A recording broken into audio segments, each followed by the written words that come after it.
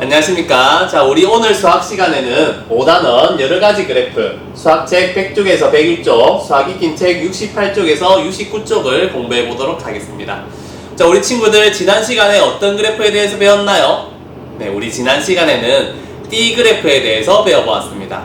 자, 우리 오늘은 새로운 그래프를 배워볼 겁니다. 자, 우리 친구들 수학교과서 100쪽입니다. 주제 한번 볼까요? 원그래프를 알아볼까요? 하는 시간이 되겠습니다. 자, 구체적으로 어떤 것을 공부할지 한번 보겠습니다. 전체에 대한 각 부분의 비율을 나타낼 수 있는 원그래프를 알아보고 특징을 말해봅시다. 자, 우리 지난 시간에 배웠던 부분, 전체에 대한 각 부분의 비율을 띠로 나타낸 것을 우리 띠그래프라고 했었죠. 자, 이번에는 전체에 대한 각 부분의 비율까지 나타내는 건 같네요. 자, 그 뒤에 있는 원그래프에 대해서 한번 알아보는 시간이 되겠습니다. 자, 그러면 우리 친구들 수학교과서 100쪽 한번 읽어봐 주시길 바랍니다. 문제를 풀 수 있는 친구는 문제도 풀어봐 주시기 바랍니다. 자, 그 후에 선생님과 함께 확인해 보도록 하겠습니다.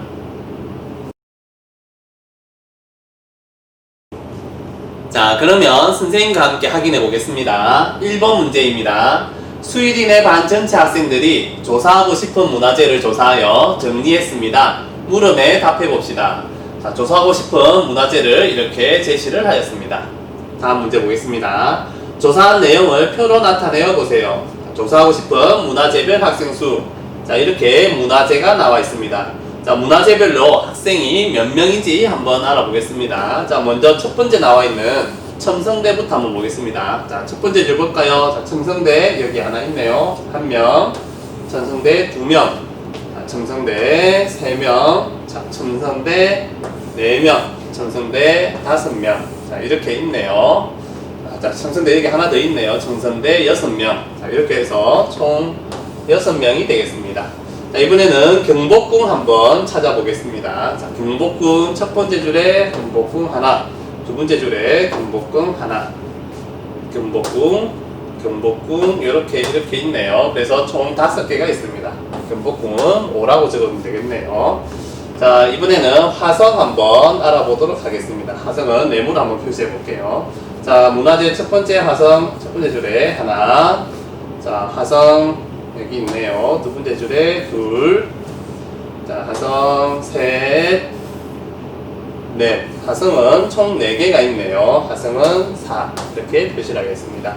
자, 이번에는 석굴암 표시해 볼까요? 자, 석굴암은 선생님이 한번 세모로 표시해 보겠습니다. 자, 석굴암 첫 번째 줄에 하나, 또 여기 석굴암 둘, 자, 없고요. 석굴암 셋. 자, 이렇게 해서 석굴암은 3개가 되겠네요. 자, 기타는 지금 여기에 표시 안 된 걸 찾으면 되겠네요. 자, 여기는 모두 표시되었고, 여기 종묘 하나, 그 다음 여기에 청덕궁 하나, 이렇게 해서 2개가 있네요. 기타는 2라고 표현하면 되겠습니다. 자, 합계 구해 보겠습니다. 자, 6하고 5 다음에 11, 15, 18, 20이네요. 자, 그래서 합계는 20을 적어주시면 되겠습니다. 자, 이어서 문제 풀어보겠습니다. 조사한 학생은 모두 몇 명인가요? 자, 모두 우리 20명 나왔죠. 20명입니다. 첫 번째 문제는 20명이라고 적어주시면 되겠습니다. 두 번째 문제 보겠습니다. 가장 많은 학생이 조사하고 싶은 문화재는 무엇인가요? 자, 가장 많이 조사하고 싶은 것. 자, 여기 중에 가장 큰 수는 첨성대 6이네요. 자, 그러면 문화재 이름을 적어야 되니까 두 번째 문제는 첨성대라고 답을 적어주시면 되겠습니다. 자, 세 번째 문제 보겠습니다. 기타에 넣은 문화재는 무엇인가요? 자, 우리 기타 이렇게 2개 넣었죠. 표시 안 된 거. 종묘하고 창덕궁이 있었습니다. 자, 그러면 종묘 그리고 창덕궁 이렇게 적어주면 되겠습니다. 표를 보고 더 알 수 있는 내용을 말해보세요. 자, 볼까요? 우리 가장 많은 학생이 조사하고 싶은 문화재는 첨성대라고 이렇게 얘기를 했습니다. 자, 그러면 다른 부분을 얘기해 볼까요? 우리 경복궁 한번 얘기해 보겠습니다. 자, 경복궁을 조사하고 싶은 학생 수는 5명입니다. 이렇게 얘기할 수 있겠네요. 경복궁을 조사하고 싶은 학생 수는 5명입니다. 자, 이렇게 적으면 될 것 같습니다. 자, 이 이외에도 더 이야기를 하려고 하면 할 수 있는 것들이 많이 있겠죠. 자, 예를 들면 화성을 조사하고 싶은 학생 수는 4명입니다. 자, 같은 방법으로 석굴암을 조사하고 싶은 학생 수는 3명입니다. 자, 학생들이 조사하고 싶은 문화재들 중 두 번째로 조사하고 싶은 문화재는 경복궁입니다. 자, 이런 것들을 우리가 이야기할 수 있겠습니다.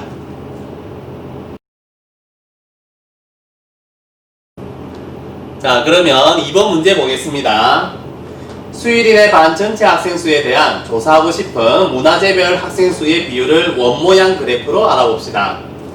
전체 학생 수에 대한 조사하고 싶은 문화재별 학생 수의 백분율을 구하여 표를 완성해 보세요. 자, 조사하고 싶은 문화재별 학생 수가 있습니다. 자, 우리 학생 수는 우리 100쪽에서 풀었던 내용을 그 숫자를 그대로 적어주면 되겠습니다. 자, 그러면 백분율 한번 구해볼까요? 자, 일단 전체 학생 수에 대한이니까 자, 20이 기준량이 되겠습니다. 자, 우리 먼저 그러면 천성대부터 구해보겠습니다. 자, 천성대 백분율, 자, 전체 20분의, 자, 천성대는 6이죠. 6 곱하기 100 이렇게 식을 세워서 계산하면 되겠습니다. 자, 약분이 되네요. 자, 20, 100 약분이 되니까 20은 1이 되고요. 100은 5가 됩니다. 자, 그러면 6 곱하기 5 하면 30%가 나오네요. 자, 첫 번째는 30이라고 적어주면 되겠습니다. 자, 이번에는 경복궁 한번 보겠습니다. 자, 식 세어볼까요? 자, 전체 20분에 경복궁 5 곱하기 100 이렇게 식을 세워주면 되겠습니다. 자, 역시 이렇게 약분을 하겠습니다. 자, 그러면 5가 되고요. 5 곱하기 5니까 25%가 됩니다. 자, 그래서 경복궁은 25라고 적어주면 되겠습니다. 자, 화성 구해볼까요? 자, 화성은 전체 20분에 4 곱하기 100 이렇게 식을 세울 수 있겠네요. 역시 약분을 하면 이렇게 되겠죠. 자, 4 곱하기 5입니다. 그러면 20%가 되겠네요. 자, 여기에는 20을 적어주면 되겠습니다. 자, 석굴암 해보겠습니다. 자, 석굴암은 20분에 석굴암은 3이죠.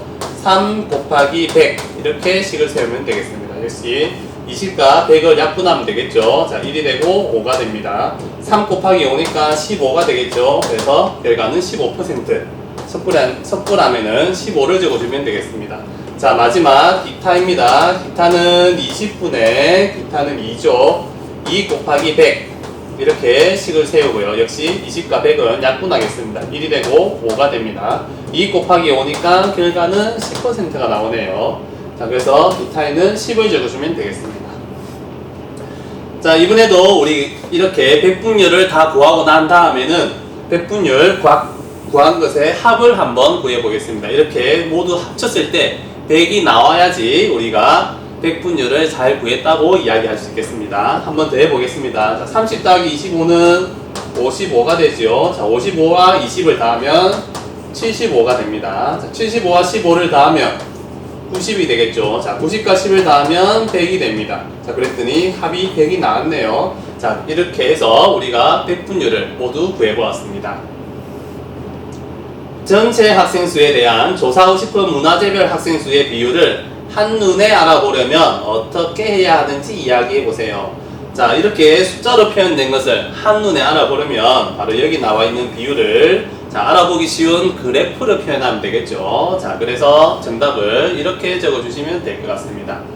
비율을 이용하여 그래프를 나타냅니다. 이렇게 정답을 정리해 주시면 되겠습니다. 자, 그러면 비율을 그래프를 어떻게 표현하는지 한번 볼까요? 자, 조사하고 싶은 문화재별 학생 수를 이렇게 원 형태로 그렸습니다. 그죠? 자, 보겠습니다. 전체에 대한 각 부분의 비율을 여기에 보이는 것처럼 원 모양이 나타낸 그래프를 자, 무엇이라고 할까요? 네, 바로 우리 오늘 공부할 문제에 나왔던 원 그래프라고 합니다. 자, 중요한 부분이니까 선생님이 다시 한번 읽어보겠습니다. 전체에 대한 각 부분의 비율을 원 모양에 나타낸 그래프를 원 그래프라고 합니다. 자, 우리 친구들 이제 원 그래프가 무엇인지 아시겠죠? 자, 그러면 원 그래프에 대해서 조금 더 상세하게 알아보도록 하겠습니다. 자, 원 그래프에 대한 특징을 한번 이야기해 볼까요? 자, 한번 보겠습니다. 자료를 원 그래프로 나타내면 어떤 점이 좋은지 말해 보세요. 자, 우리 원그래프라는 것은 전체에 대한 각 부분의 비율을 우리 원의 형태로 그래프를 표현을 했죠. 자, 그래서 쉽게 한눈에 보면서 비교할 수가 있습니다. 자, 그러면 이렇게 정리할 수 있겠네요. 원그래프는 전체에 대한 각 부분의 비율을 쉽게 비교할 수 있습니다. 이렇게 표현할 수 있을 것 같아요. 자, 원그래프는 그림 안에서 우리 각 항목끼리도 쉽게 비교할 수 있겠죠. 자, 그래서 각 항목끼리의 비율도 쉽게 비교할 수 있습니다. 라고 표현할 수 있을 것 같아요. 자, 그리고 우리가 T그래프로 나타낼 때는 이렇게 좀 퍼센테이지가 좁은 데가 나타나면 우리 글자 적기가 어렵죠. 자, 원그래프는 조금 더 비교적 쉽게 적을 수 있습니다. 자, 이렇게 정리할 수 있겠네요. 원그래프는 작은 비율까지도 비교적 쉽게 나타낼 수가 있습니다. 자, 이런 장점들이 있다고 이야기할 수 있겠습니다.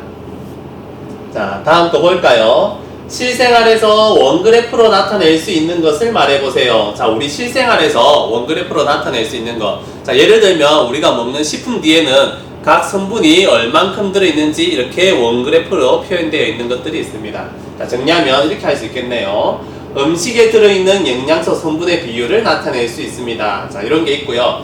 자, 그 다음에 선생님이 요즘에 가장 많이 보고 있는 비율 그래프 저번에 한번 소개한 적이 있습니다. 혹시 친구들 기억나나요? 네, 바로 코로나19 사이트에서 우리 코로나가 얼마나 발생하고 있는지를 선생님이 자주 확인을 하고 있습니다. 자, 그래서 코로나19 지역 발생 비율을 이렇게 각 지역별로, 자, 대구 55%, 경기 9%, 서울 10%, 경북 11%, 기타 15% 이렇게 원그래프 표현이 되어 있죠. 자, 이런 식으로 원그래프를 사용하기도 합니다. 자, 다음 보겠습니다. 원그래프와 T그래프의 공통점과 차이점을 말해보세요.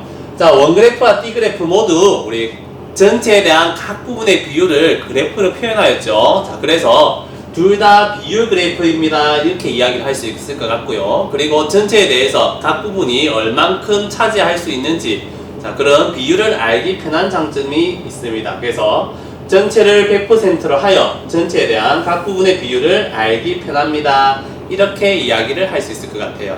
자, 그러면 차이점은 뭘까요? 자, 차이점은 원그래프는 원 형태이죠. 그죠? 그리고 T그래프는 T 형태입니다. 그죠? 자, 이런 부분에서 조금 차이가 있는 것 같네요. 자, 그래서 T그래프는 가로를 백등분하여 T 모양으로 그린 것이고, 원그래프는 원의 중심을 백등분하여 원 모양으로 그린 것입니다. 이렇게 해서 모양에서 차이가 있는 것으로 우리가 이야기를 할 수 있을 것 같습니다.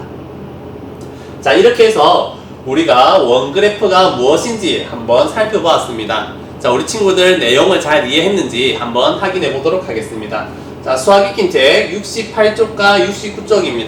자, 우리 친구들 수학 익힌 책 한번 풀어봐 주시기 바랍니다. 자, 그러면 선생님은 수학 익힌 책 풀이하는 시간에 다시 뵙겠습니다.